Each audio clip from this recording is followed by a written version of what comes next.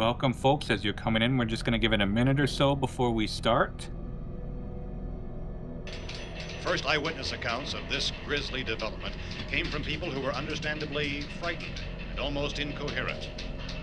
Medical examinations of some of the victims bore out the fact that they had been partially devoured. Okay, I think we'll go ahead and get started. Good evening, everyone. I see some familiar names. I see a couple of unfamiliar names, but always good to see new folks at our events. Welcome. My name is Stephen Payne. I'm the director of the Bronx County Historical Society, and thank you for choosing to spend, fortunately, what's a slightly cooler night, at least in New York, with us.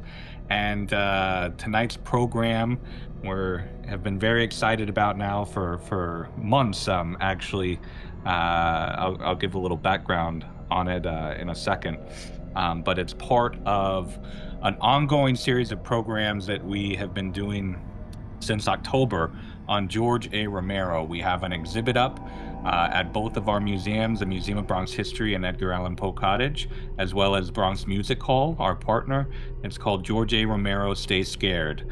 And it'll be up through June 21st. So if you haven't had a chance to check it out, if you're in the New York area, come to the Museum of Bronx History. You can learn about Romero's Bronx childhood, and how he got into filmmaking, and a little information about the making of Night of the Living Dead. You can continue on to Poe Cottage, where you can learn about Romero's wide-ranging artistic career as a filmmaker, but also as a very prolific author in general. And we also have some items that touch on works that of Romero's that were directly inspired by Edgar Allan Poe, thus the location in Poe Cottage. And at Bronx Music Hall, you can look at a small installation. It's an interactive installation on some of the soundtracks of Romero's works. So check it out while there's still time. It's been a lot of fun having this exhibit up and having an opportunity to have regular programming on George Romero and on the movies that still hit to this day. So without prolonging it, you can go to our website, bronxhistory.org. You can find out about the exhibit. You can find out about future events, that we do a lot of different kinds of events, wide range of topics, usually 1 to 3 events every week. Almost all of them are free, so check them out. And now I'm going to hand things over to Edwin Pagán, who was the co-curator with me of George A. Romero Stay Scared, the founder of Latin Horror, a very accomplished photographer, a filmmaker. The list goes on. And Eddie is a very, very generous friend and co-worker at the Bronx Historical Society. So, Eddie, I'm going to go ahead and hand it over to you. Thank you, Stephen. Thank you for those kind words. Welcome, everyone. I am the founder-in-chief, as Stephen said, of Latin Horror. I'm also the film educator at the Bronx County Historical Society. So putting this event together is a charm for me on 2 separate ends, but it's not an initial seed for this particular guest. We at Latin Horror first came across his book back in, I believe, 2013, if I'm not mistaken. And a friend of mine, a filmmaker, Hugo Perez, had done a trailer for the project, and he sent it to me. And so we wrote a piece about it. We put it out. It was really well done. And also, the person that speaks in that trailer is with us today, Dr. Stephen Schlozman. And we were sort of thinking about who would come in that would be a perfect match with what the exhibit is about, but who also has done really good work in a very distinct and a unique way toward sort of the zombie culture and phenomenon. And so we quickly try to regain and connect with them again. I finally found them through an online platform, and we have him here today. But before we get to Dr. Schlozman, I just want to quickly just give a little bit of a shout out to some folks that um, have been part of this endeavor for quite a while. And these are the people from the George Romero Foundation who have been from the beginning very generous with us in allowing us to do the exhibit, to use the name, which is a trademarked moniker. Scared, which is one of George Romero's favorite taglines, and he would always sign his autographs that way. Very generous, very creative, an icon for sure. And when we planned to do the exhibit at the beginning, one of the things we did is that we went to the family, asked for permission, and we gave his wife, Suzanne Romero, the promise that we would make the exhibit about George Romero, the whole Romero, and not just what people know of him as an icon from the genre, the zombie films that he made or in other films that he endeavored to make, but also as a person born in the Bronx who was a real life person, flesh and blood, and who had a life before he was known throughout the world as the innovator of the zombie genre. And so, thanks to the George Romero Foundation, to Suzanne, Jeff there, and the rest of the team. And also, we couldn't have done this, especially the exhibit and all the ephemera and all the images that we got without the Center for Horror, the Horror Study Center over at Pittsburgh University. Adam, Jeff, and Ben there were really, really helpful in not only allowing us to seep through all of their material, but they also, when we got the content in the ephemera, it was all highest quality. So we were having a delight putting it all together, touching it up, and bringing it all together in the exhibit that it now is up. But before, we did that, someone else was already on the case with the whole zombie genre. And I want to bring him on now, and Dr. Stephen C. Schlozman. Thank you for joining us tonight. I know that we've had a bit of back and forth, but we're here tonight, and that's what counts. I think that you've been more on the case than us because we've been doing some other things, but you've been really good at following up and saying, I definitely want to do this. And thank you for that, because a man of your caliber, all the credentials you have, it definitely should have been the other way. So our apologies for any little gaps, but we're happy to have you here today, and that's what counts. Thank you. Thank you for coming aboard. Gosh, thank you. I mean, first of all, any opportunity, it's fun to reconnect with you and to meet Stephen, but any opportunity to celebrate George. Like, I didn't know George for that many years, but I spent what felt like a lot of time. And boy, I'm so glad Suzanne wanted us to kind of celebrate the whole George. I actually didn't know George that well through the zombie thing, and that was the connection. But we ended up talking about just movies and life, and we went to Shakespeare plays. It was awesome. So I'm glad to be part of this celebration, and I'm grateful you invited me. Awesome. So let me ask you, give me a little background of you yourself, because it's obvious that you've worked in many capacities, and a lot of what you are as a professional is what made this book possible. So give us a little backstory on you, on the different vocations that have made this possible, you as an individual. Yeah, this is where my mom, who's 87, bless her heart, she still says, but you're still a doctor, right? Like, she always says that when I'm doing this stuff. So I'm a physician. When I worked with you, Eddie, last time, I was at Harvard, where I was for about 20 something years, and at Mass General Hospital. I'm now at the University of Vermont, where I'm the chief of child psychiatry. And as of last week, I'm now a full professor. So my relatives can sleep well. It took a while to get to Congrats. that. Thank you. I also am a writer. This novel, I can tell you the origin story for this novel, but it was my first novel. I've wanted to be a writer since I was, 8, and a doctor since I was like 27, and my dad kind of made me. So I like being a doctor a lot, but I'm very grateful that I get to play around with these different ideas. I've always liked movies, especially I don't know if it's especially horror. I think this first novel is a horror novel, and so I sort of leaned into it. I've written 2 novels. The second novel, dozens of people read it. I mean, that literally, like maybe 14 people read it. It was fun to write. George really liked it, actually. He was kind enough to write a comment on it. Written a bunch of short stories, and I teach an undergraduate course on film, on horror films here at University of Vermont, where I am now. But most of the time, I'm an academic physician. I see patients, I write academic stuff, and I just feel really lucky that I get to play in this sandbox now and then. Actually, you mentioned uh, that George Romero had mentioned, and I think this is in the book, but I want to read this because it comes from the horse's mouth, so to speak.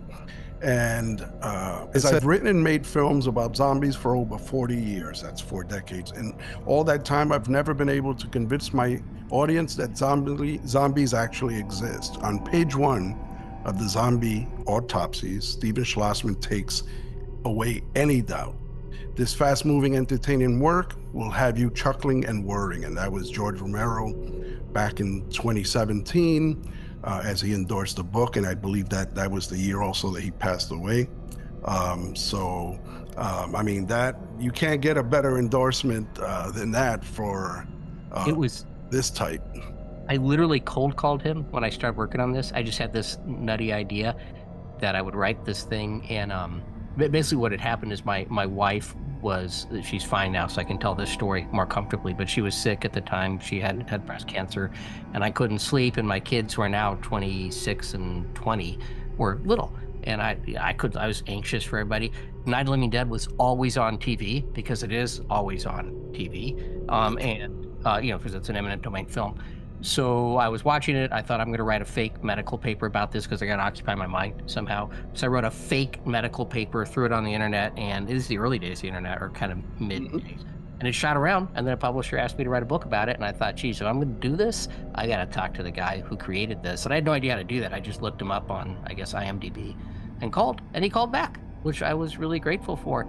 And then we chatted for a while, and he helped. I would go back and forth with him.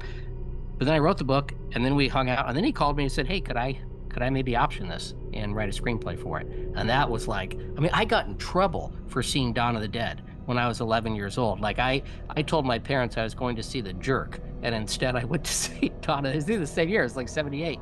And so here's the guy who got me in trouble. Like, literally his stuff got me in trouble, and he's calling me and saying, let's work on this thing together. And it was like, it's a gift, That's amazing. Actually, I think we have that in common, because I didn't get to see Night of the Living Dead in the theater. I was, I guess, a little younger. My mom wasn't letting me go out that way yet, but I did. The first movie I saw was Dawn of the Dead, and boy, was that a revelation. That was just magic, inspiring.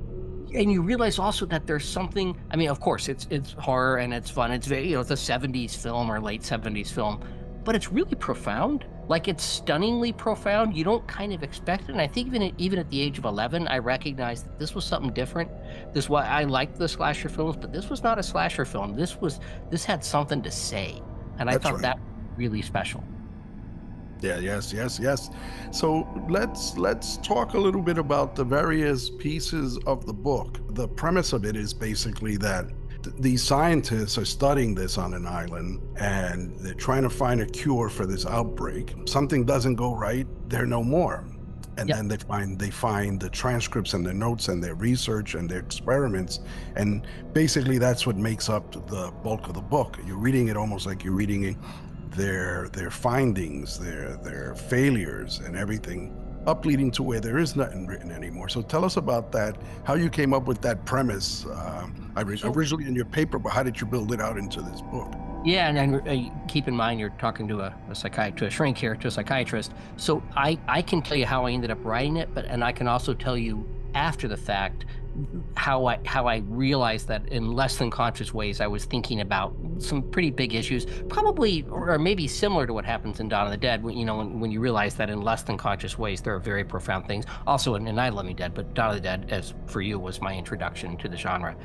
So the idea of the book is that there's been this horrible plague, and by the way, just keep in mind this is pre-COVID. So the idea of a pandemic plague, it was still kind of the stuff of fiction. Like, it really, we had Outbreak, Outbreak. Yeah, I think the movie Outbreak had come out by then, but there really wasn't, this was something that doctors would wring their hands about and public health people, but it just wasn't on our minds that much. So I had to kind of take this journey without, thank goodness, without the benefit of the COVID experience. But I had these movies in mind, and also it occurred to me that when you see a quote unquote zombie, that's a person, and I'm a doctor, and that's a sick person. So I would ask the med students, like, what do you do if you see a zombie? And they would say, shoot him in the head. And it's like, no, you're a doctor. Like, that's a sick person. Like, don't you think we should try and figure out what's wrong with them? And then one of the students was like, well, what is wrong with them? I'm like, well, that's a good question. And they map pretty well onto current understandings of neurobiology, and also with a little bit of hand waving into infectious diseases. So I wanted to create a world where this thing had gotten out of the bag. It turns out it was some pretty awful people who had let it go, but you don't know that until the end of the story. And the whole world's come together. Like, this is a mess. We got to fix this. The apocalypse is upon us, and we're going to take this island off the coast, or it's a real island called Bassas da India, which is off. I literally just looked on a map and put my finger there. It's off the coast of Madagascar, and basically said, we're going to go here, and when people turn, and we're all going to turn because we're all infected. So when you turn, you're going to get dissected, and it'll be called an autopsy, because even though you're walking around, you're dead. You're defined as dead by the United Nations. So it was a darkly tongue-in-cheek moment where, like, these are just things we say. This thing is no longer human. We're going to call it, that was the term in the book, was NLH. Once they're no longer human, we do with them whatever we want. And that struck me as, this was not like an instruction manual. This was a bad thing that we had come to this. But that's what the book is about. So everybody goes to the island, are these experts. They will dissect existing people who've already been to the island, who are scientists. They go into the holding pen once they become really sick and zombies. They're brought out, they're operated on, they die, they're deanimated basically, and then the next crew comes in. So it's a suicide mission to go there. And I don't say these words lightly. Like, it was meant to be a dark cautionary tale. Zombie novels don't end well, and I didn't intend for this one to end well, but I wanted there to be within it this kind of hand-wringing with what is humanity. Like, how do we deal with this? How do we define human? Where do we draw our lines between sickness and health, human, not human? All the things that are in our news right now every day. No, and I think that point of view is something that people really don't ask in any of the movies for the most part. You're right. The first thing is, I think it comes with that quote, humanity tends to destroy what it doesn't understand. Yeah. And that's particular to monsters. That's been the whole backbone of almost every monster movie or UFO or invasion movie. That's the thing. Yeah. You're right. That I hadn't really looked at it the way you just explained it, that we still hadn't been at a point where we had experienced a vast epidemic at this point. Like, we talked about it, we would hear about it in Africa, and maybe a strain of Ebola somewhere would pop up, but it really didn't impact us in vast ways, and it would be curtailed pretty quickly. But now, here's the book presenting this as a possibility, something that we're talking about. Yeah, could I just say, in the screenplay that George, no one's picked this up yet. If anybody out there wants to make this into a movie, please take it. Like, it would be so lovely to see this on the screen. In the opening scene, pre-COVID, George had the foresight to write a scene where the protagonist is on a plane. He's flying to Atlanta to talk to the CDC. Some people are wearing masks, some people aren't. There's a fist fight that breaks out on the plane over whether or not you should wear a mask. And George was like, this is gonna, mark my words, if we get a pandemic, this is what we're gonna see. And then George died before the pandemic. But it is what we saw. I remember he visualized it in advance. Yeah. So let's get into some of the various steps, because obviously, you contend that zombies are to be viewed as medically exceptionally sick human beings, and you look at it through a neurological lens.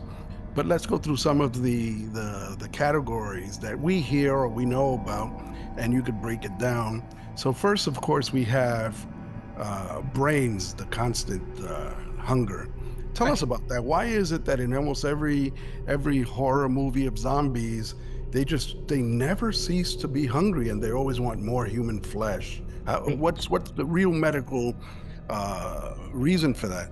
So, first of all, they're not real. There is no just to be clear. But it's not brains only, right? Like that was in Return of the Night of the Living Dead, or Right. Return of the Living Dead, I think. Mhm.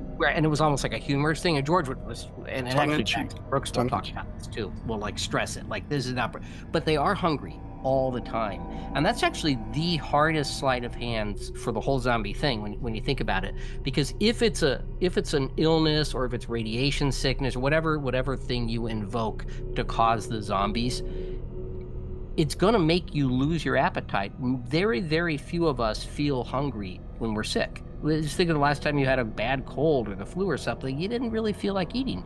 So that's the first trick. Now, it turns out, and this is not the kind of thing a child psychiatrist typically knows, but if you wander through the literature, you can find literature, the medical literature, of certain infectious agents that actually increase appetite. There are other ways to do it, but I was interested in a pandemic, so I wanted it to spread through infections. There are different adenoviruses, just basic cold viruses. It might not be that the cold virus would make this adenovirus would make everybody hungry, but it would make certain people with certain vulnerabilities to it hungry. And then there's other viruses that I don't want to give it away in the book, but there is a virus that I had the evil people who made this thing kind of put into the transmitting organism, which in this case was an influenza bug.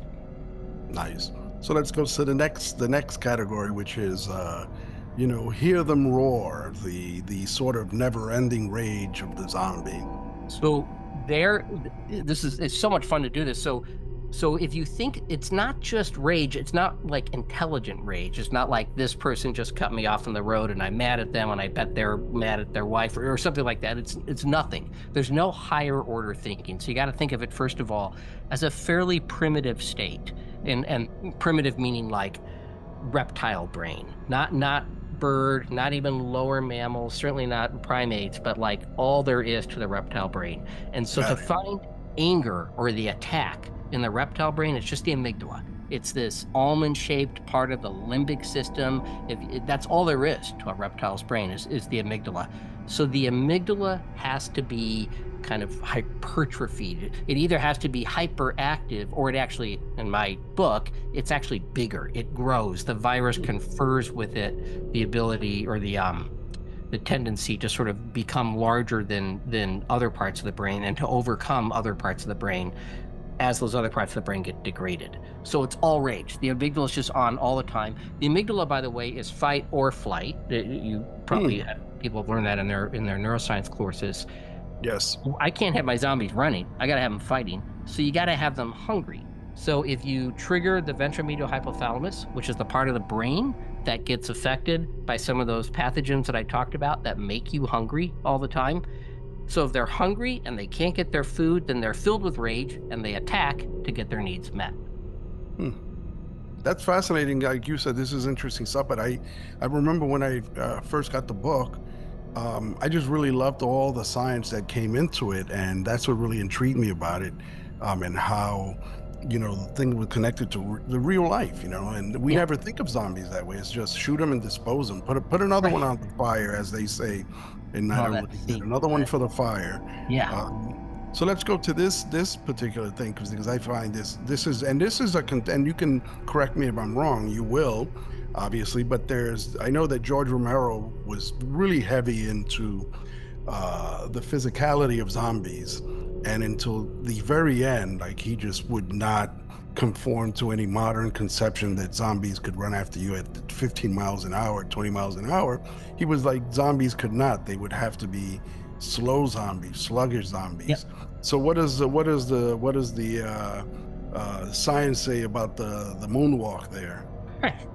So before we get there, I will tell you that I have led an Oxford-style debate at a horror convention. I think this is in Orlando, where I resolved that the slower-moving zombies are scarier, because I think they are.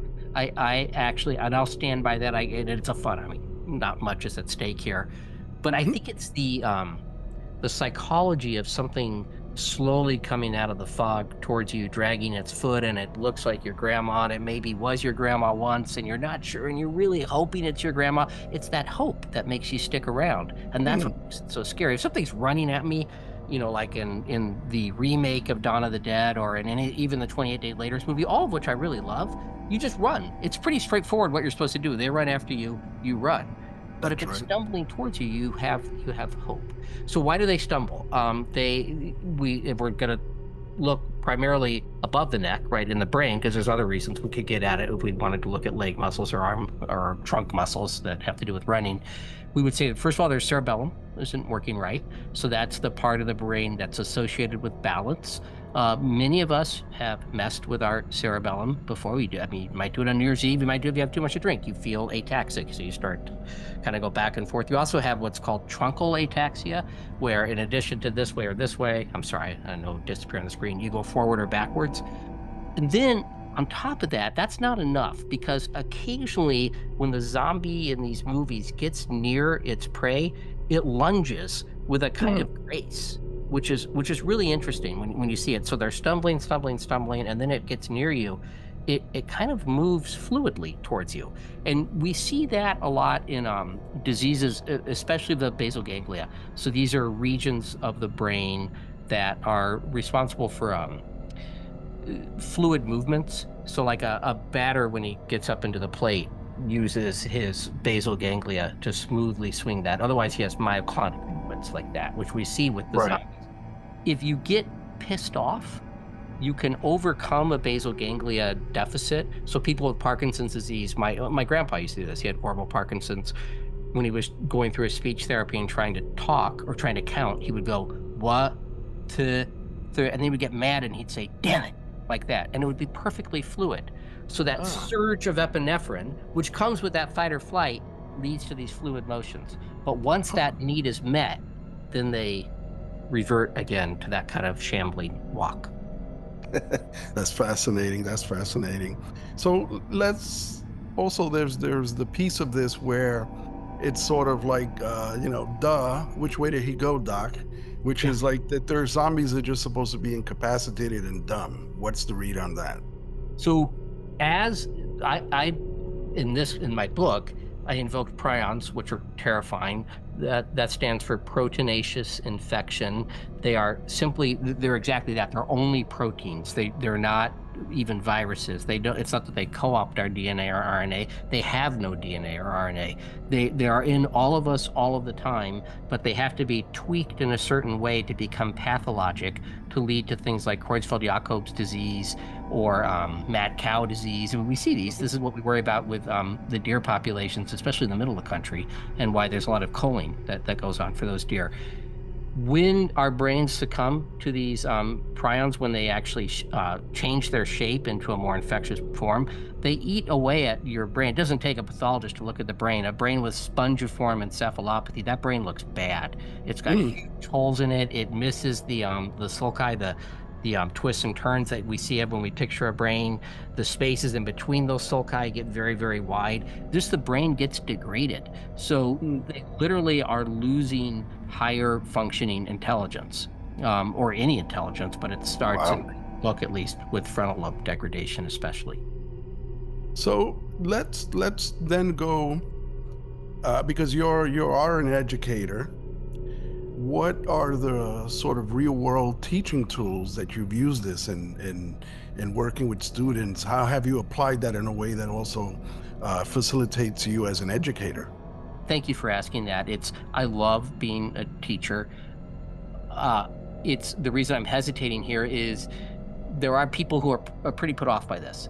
You're like, you're a doctor, you're talking about zombies, and you're talking about things that get shot in the head. Like, they get really like so I have to actually really ease into it and say, first of all, I'm not saying that my patients are zombies. I would never in a million years saying that. And A, and B, the point here is exactly almost what you're thinking, which is how horrible to say that. Really? Is it horrible? These are people. Like, they're sick people. Anybody who, if you saw the people in Night of the Living Dead walking through the graveyard in their pajamas, that famous scene in their pajamas in the black and white film, I think my first thought, and this is what I was thinking when I was writing the original fake paper, is that these are not people to run from. They can barely even walk. These are people I need to figure out what's going on. And if they try to attack me, I should probably put a fence around them. I'm not going to shoot them in the head, but put a fence. They can't do anything. They can't get out of the fence, and then try to figure out what's going on. So the first thing is keep your cool. This is what I'll say to the med students is they'll say like, shoot him in, no, don't do that. And in the same way, if somebody in a scary way is in the emergency room and seeming out of control, keep your cool. Just keep your voice down. You don't want your amygdala to get activated by their amygdala. So if they're yelling at you, the first thing you can do is yell back, and then it's just two amygdala talking to each other. That's not very good. So you would say, well, no, I hear you. Slow down. Just slow down. Which is interesting. Yeah. And you see that in some of the later zombie films, especially in Survival of the Dead, where he's sort of tame the zombies. And obviously, I'm not saying we should tame our pig. I don't mean it that way. But so the first lesson is you slow down. The second lesson is observe your patient before you even order a test. So I'm talking primarily about medical education here. Observe them. Figure out what doesn't look right about this person. They're shambling, but how are they shambling? What can you invoke from the way they're shambling? Is it their amygdala? Why is the right arm not moving but the left arm is? Ask yourself these questions. And then I think the most important point, it's a little of a soapboxy point. Be really careful when we decide to call something less than human. I hope we would never do that, but we stumble into that all the time. It's just part of being human, because it helps us to feel better about who we are. We see that we're not that person, at least. That's right. But if we don't say it, if we don't say, oh, geez, what have I just done? Then we're actually going to make some of the same mistakes that this is why George said, stay scared. It wasn't, don't be scared of the zombies. And George even said this all the time. Zombies are the thing that happens. Stay scared of how we're going to likely react to the zombies. That's right. Right. I think his stay scared is stay vigilant, stay alert, be in the moment, because if not, things are going to happen to you. Yep. And often the things are not what you were expecting. Okay, I got away from that zombie, but meanwhile my coworker here has now decided to just go crazy with their gun and shoot everybody inside, and that's a bad thing. This is harder to handle. That thing, I just had to run, just shut the door. They can't get in. So, that's right. So let me ask you, in terms of that, because you mentioned you talk about the humanity of it, and this is, of course, we're just making it up to some degree, but it's based on real geopolitics, etc. If something like this did come to pass, we already have we have an example that came after what we have, the COVID-19 pandemic, and we can all wrap our heads about how we felt and how it settled in place and all this stuff. But the part of it, if this really were an epidemic where the living walked the earth again, and of course, you've already laid out some of the criteria about don't shoot them in the head. We would explain, but let's move that into the real arena. How do you think the globe, the people around the globe, the various countries and nations, how do you think that would really play out if this really were to happen, where we're just getting concentric circles of this virus spreading around and people were actually walking?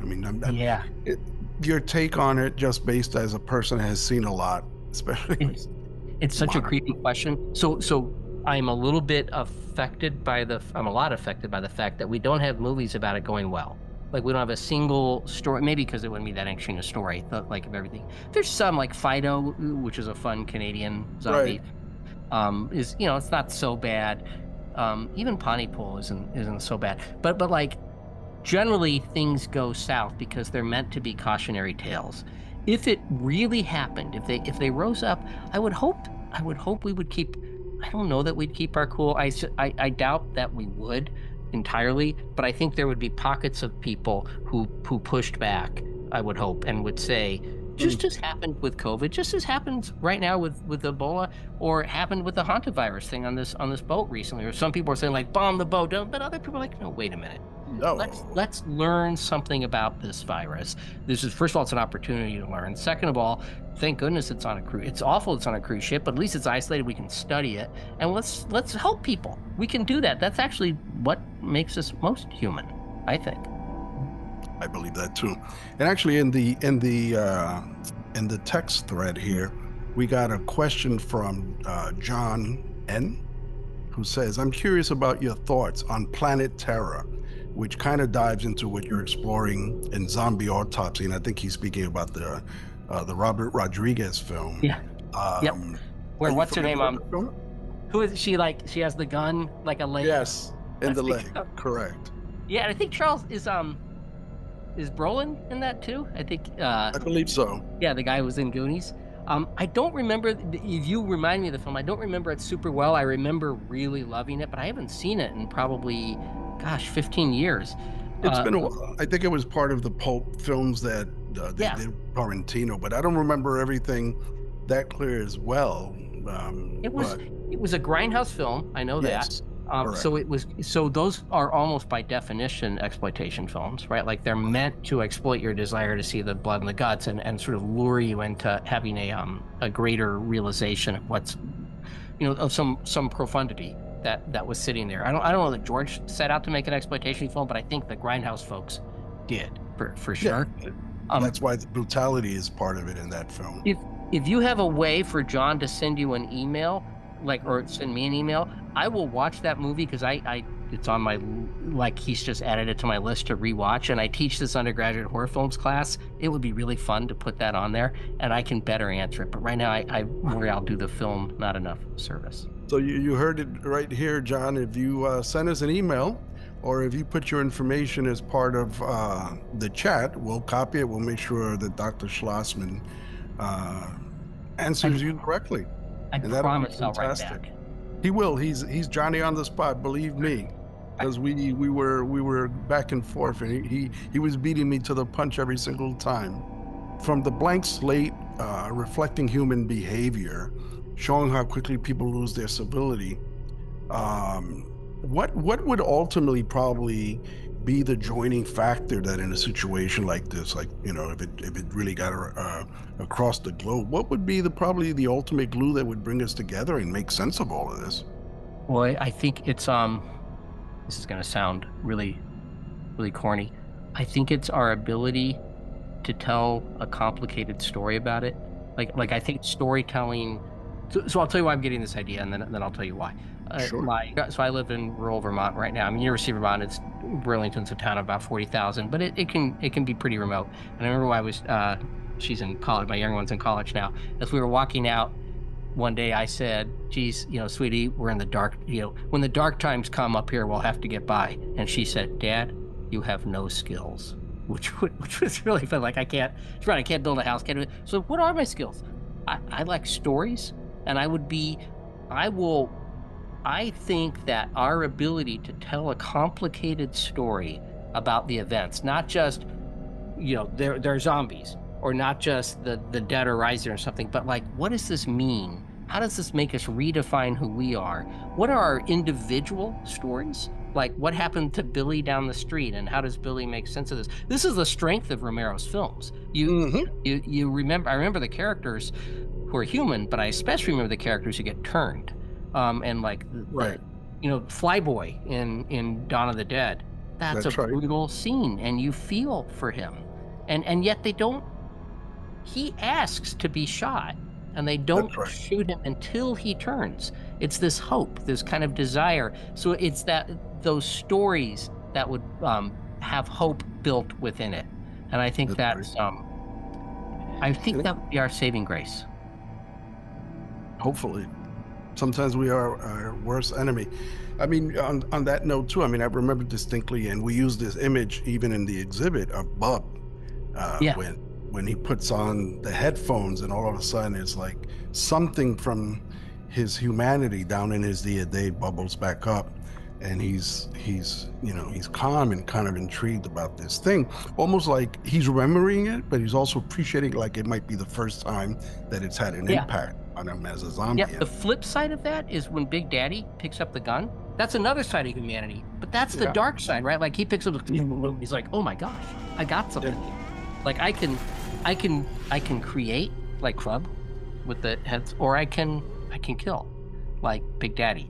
Like they're both there. That's the other message of these movies. We're not that different. That's the other thing I think George is trying to get across.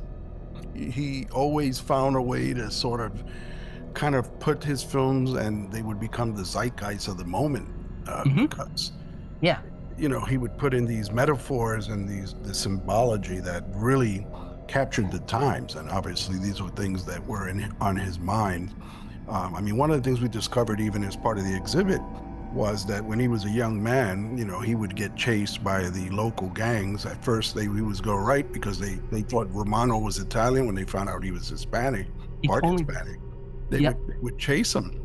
And then there was, he lived in Park Chester, which is a beautiful complex, but this was the height of the Cold War, and he was always worried that the plane he heard on the way to LaGuardia Airport, which the complex is in the path of that airport. He thought that they were going to drop a bomb on his complex, and that was part of the early trauma.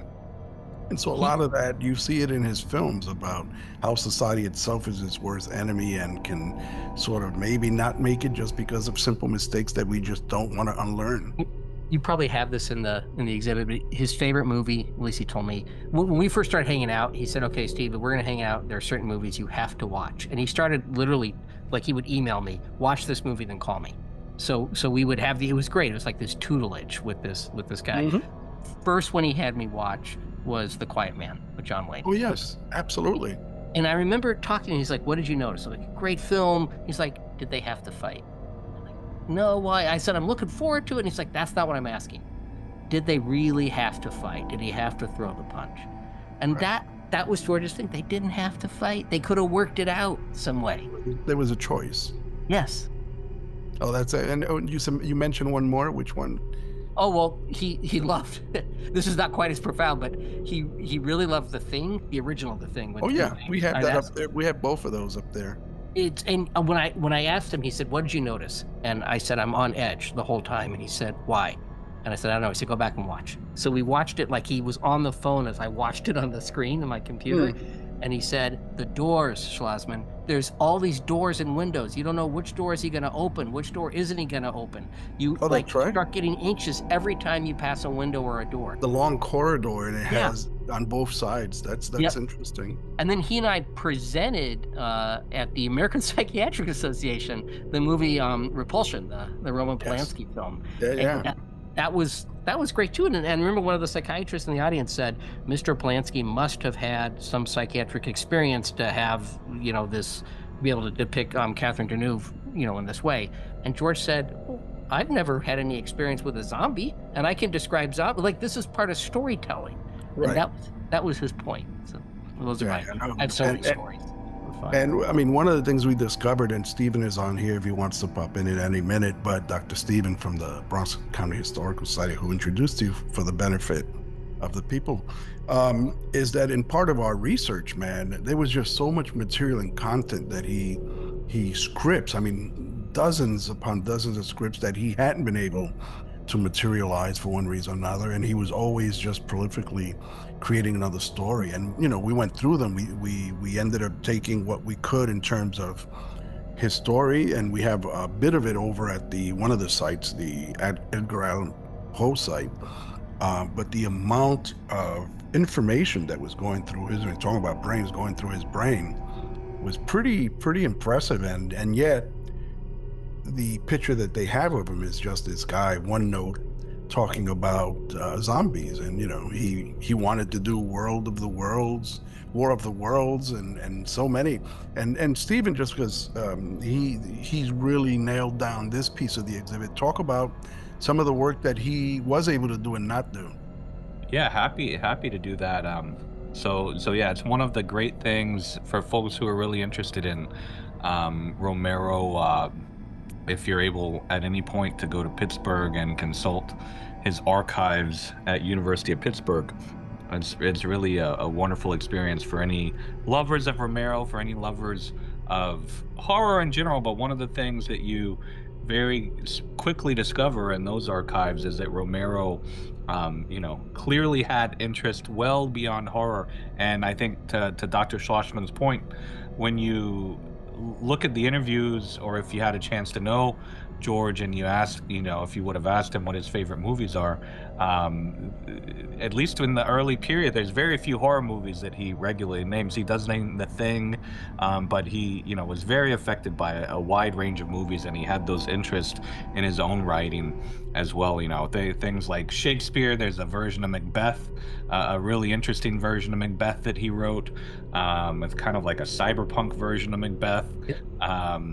There's Edgar Allan Poe scripts, of course. I mean, that's more in the horror genre, but even then, he's definitely interpreting Poe in very unique and interesting ways. There's a teleplay about the Raven, a poem that he converts into a whole, probably if it were made, it would be an hour and a half or two. Television movie on a time traveling, a whole time traveling saga. And there's War of the Worlds, like Eddie mentioned. There's Westerns. There's superhero movies. I mean, the whole gamut. It's really incredible to see. So I don't know if he shared more about any of that with you, Dr. Schlozman. Yeah. We went to see a bunch of Shakespeare plays together. We went to the Stratford Shakespeare Festival together, along with Suzanne and my older daughter, Sophia, and I went up there in Canada, not the Stratford upon Avon, but the Stratford, Ontario. We actually, one of my favorite moments was we went to see Richard III, which is a bit of a horror story. Like he's has to dispatch all of the rivals to the crown, to the throne. But the interpretation we saw at the ART Theater in Boston was of a serial killer. So they had like Richard's assassins were wearing hockey masks, and was like so bummed out, and he was like, "This is not right." And I'm like, "George, this is directly derivative to you. Like this is like we could draw a line to you. Like this is on you to some extent." He's like, "I would never have written it this way." So like he had a level of he was super prolific. Like Martin is one of my favorite movies ever, and nobody, like, people don't know that movie. Like that's the one. Like people ask me what Romero movie should you watch. I like Night, Living Dead, and Martin. Those are the two that I think are amazing. But he was really humble too, like just a sweet, humble, maybe even a little bit of a sad guy. And I would pick that. Like we had dinner with him a bunch of times. He's my wife and I, and he always seemed a little melancholy. That the world couldn't be better. No. And I think that's what shows up in his work. He was always talking about issues that, even though they weren't 100% on the nose, because that was his writing style, wasn't about having things be on the nose, it was there in the background. Yeah. And there's a very famous interview that he does with Guillermo del Toro, where it's just them two sitting on a couch back and forth. And every time that Del Toro kind of tips the hat to his masterfulness, he just gets self-deprecating, and he's like, "Nah, that wasn't a big deal," and stuff. Yeah. So it was definitely like, it wasn't quite ready for prime time in that sense of how some people get on the world stage and they just want more light till they swallow up all the light. He was the other way around. He was just like, I think he did in latter years. I think he did definitely allow some of it to wash over him. So he'd be interviews and it'd be a little bit more like, I'll take that. But for the most part, he never seemed to sort of swim in that sea of that sort of like. No, when we were writing the screenplay together, or I was helping him write it, I wasn't really writing with him. He had a bird that they let out of the cage, and it was literally flying around the room, and it would like land on his bald head. It would land on my head. It would bounce around. Like, wait, how do you write like this? He's like, just write. Let the bird be the bird. Just write. So it was like, we're not doing anything like grand here. What we're doing is exactly what humans should do, which is we're going to tell a story. Yep. And I did get the email. John Navarro, who was the John N, sent his email, so I'll pass it along to you. Awesome. And thank you. You two can connect. From my point, I can't see who is on, but I think we have another 5 minutes technically, as per the what we put out. We could stay a little longer if you can, but want to put it out to see if anybody has questions that they can share, so we can have Dr. Schlozman answer if there's anything else that comes through. If not, we'll just keep grilling him for the next 5 minutes, or let you talk about what you wish to talk about. Let's see if anybody comes through with a question. In the meantime, let's, until somebody puts something forward, talking about movies, what are the movies that you've seen, maybe in your research as you was doing this and since then, that you think really have picked up on this dynamic that you wrote in your book, and whether they meant to or not, that you've seen now become a through line? Well, it's such a good question. First of all, horror's having a great moment. We know this, right? Like there's been a series Absolutely. of just incredible films. You finally, now the Academy recognizing too, with Sinners and Weapons, both were amazing films. But there were a lot of other films too that were really, really, really good. In terms of the ideas that I'm interested in, the first one that came out pretty soon after my book was The Autopsy of Jane Doe, which was a Yes. great, really dark, really almost a funny movie, but also really unsettling and scary. There was what was the movie? Lucky McVie, I think, is the filmmaker, and it's about a kind of female Frankenstein character who keeps Yes. together. I see it. Yes. I can't remember what that one was called. That one, my favorite horror film, which is can't take credit for my ideas being in it, but I really loved It Follows. I thought that was one of the best horror films I've ever seen, in that it captured this kind of nostalgia. It plays with some pretty dicey ideas around consent and sexual contact and the guilt that kids feel as they're coming of age. And he was a filmmaker. I don't know if he's done anything since then. He did something called The Myth of the American Sleepover first, which was a coming-of-age film. So he came at it from this coming-of-age notion, and there's a lot of scary things about coming of age. Most of our memories of horror films, like I can ask you guys, what was the first horror film either of you, if you don't mind my asking? For me, no, not at all. I was 11 years old. I'm 63. That was Tales of the Crypt, the original one, the English version. And ever since that was it. That's all I needed, and I still remember that film fondly. It's an anthology. I think it has Joan Collins at the height of her beauty. It does. In a very British way. And I think that episode, particularly that episode in that anthology, is based on an EC comic. I didn't know that. Yeah, I came across it by mistake, and I know I saved the pages from the website that had them. I'm gonna share them with you, like, once we're off. Sure. We have a question, and actually this is from my son Edwin Pagán. He says, "What is your favorite memory with Romero?" Oh God, there were I'm so sure many. there's a lot. Yeah, there were so many really, really great ones. I think so. At the Toronto Film Festival, at the premiere of Survival of the Dead, which the movie did not do so well, but I actually really enjoyed it, and he invited us to come. I had no idea what like this was. Like, I'm just not from that world, Right. Well, actually, the first one, I was meeting with George and Max Brooks at the this famous restaurant in Los Angeles where a lot of movie people, but I just don't know what I'm doing with all this. So we're at this dinner. Max said, "Hey, you're a funny guy," and I said, "Oh, he said, you're a funny guy, you remind me of my dad." And I said, "Yeah, who's your dad?" Because I didn't know who his dad was. And he said, "Wait a minute, you don't know who my dad is?" And George said, "Schlozman, you really don't know who his dad is?" I'm like, no, I don't. I thought his dad was maybe Albert Brooks. He's like, "My dad's Mel Brooks." But Max was like, "You like me for me?" And I was like, "Yeah, I like it." And George at that point was like, what a nice thing you just did. And I wasn't even trying to do a nice thing, but that was it. And then I was thinking of the premiere at TIFF, but even just after that, there was a documentary film with George and Max and myself, filmed at the Denver Film Festival.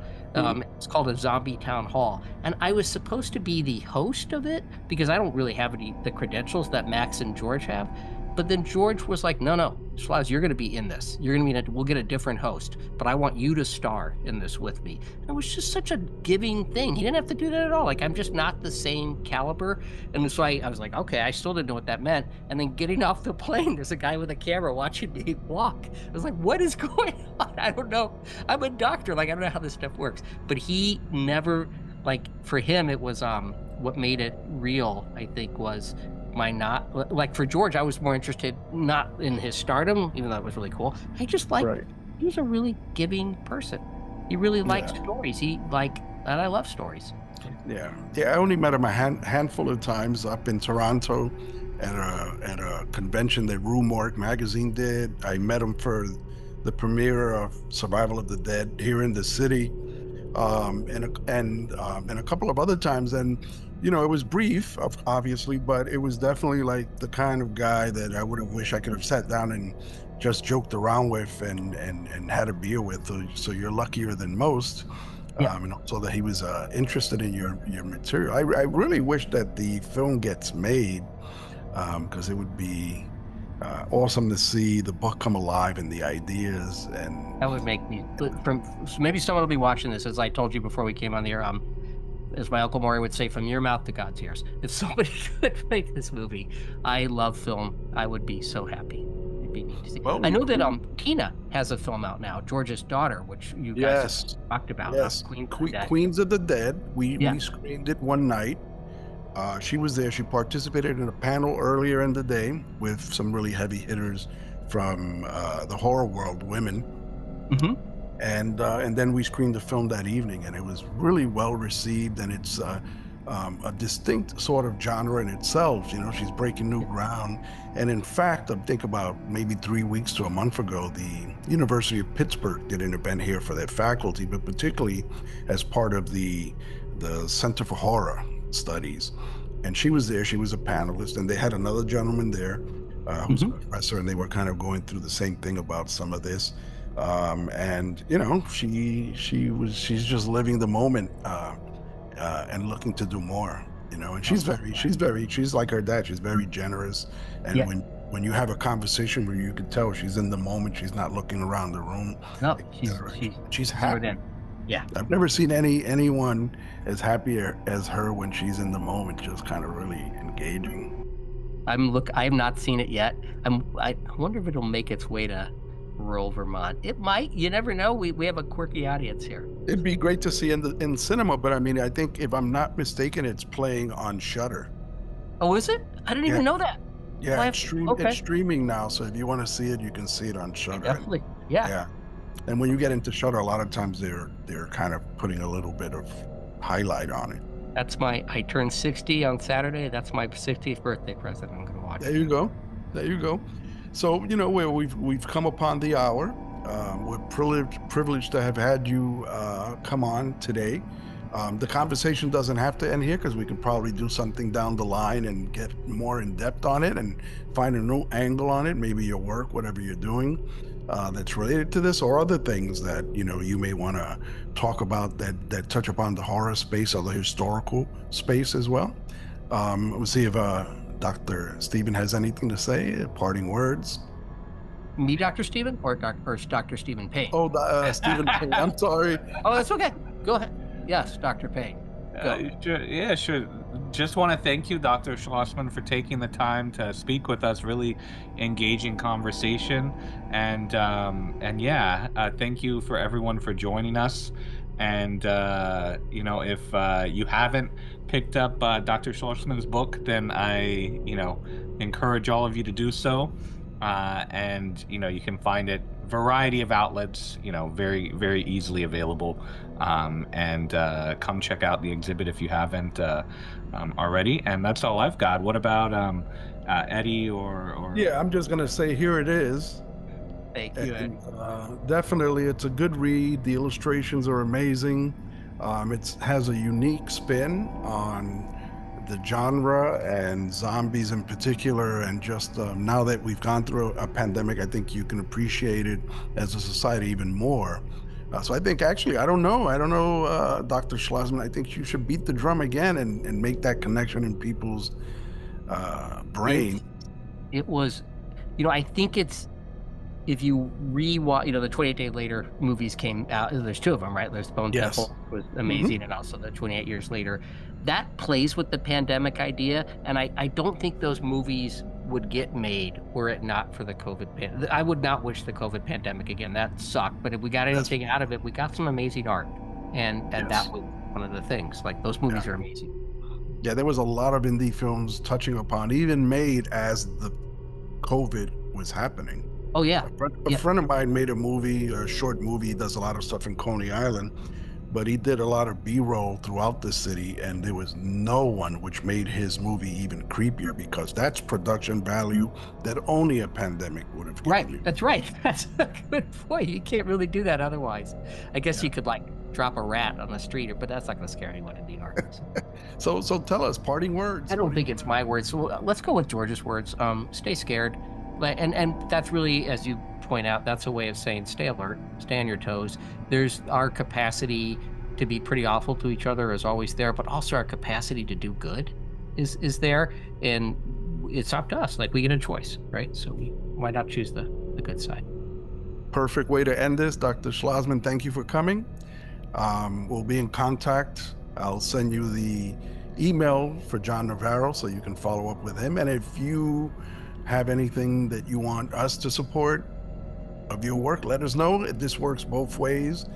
Reciprocity is a two-way street, and we always honor looking and partnering with people in a way that's mutually beneficial. So please, anytime, give us a shout out. We'll be there. Awesome. And to our viewers, thank you for joining us. Until next time.